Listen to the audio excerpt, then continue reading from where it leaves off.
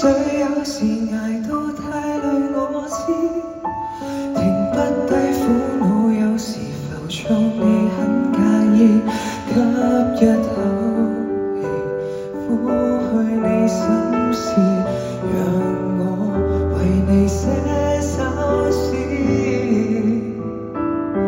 無端給比較，偶然迷惘挫敗，我知。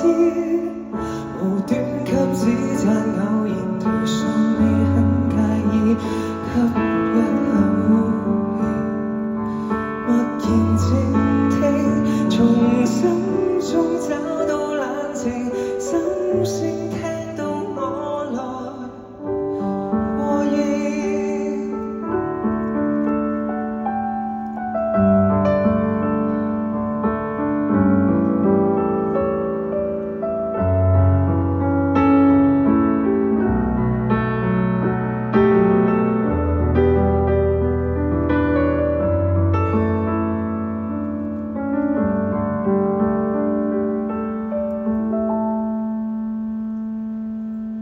如忐忑焦急，別沉默，感覺着淚眼，要放低的重擔，行累了就逃走，縱使再有交換，你會讚我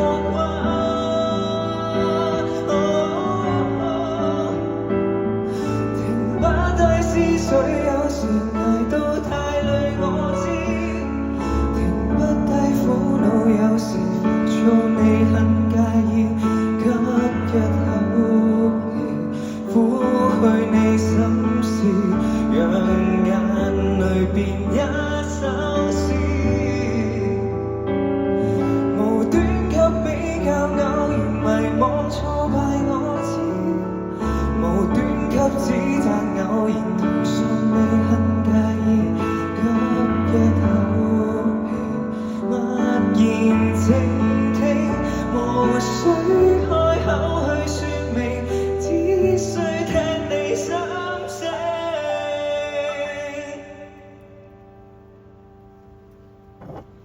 也許這一生你仍難過，痛恨我知。未得到公允，你仍浮躁，也很介意，吸一口氣，默然靜聽，求可釋乾你眼淚，可擁緊你脆弱，可修補你眼前路徑。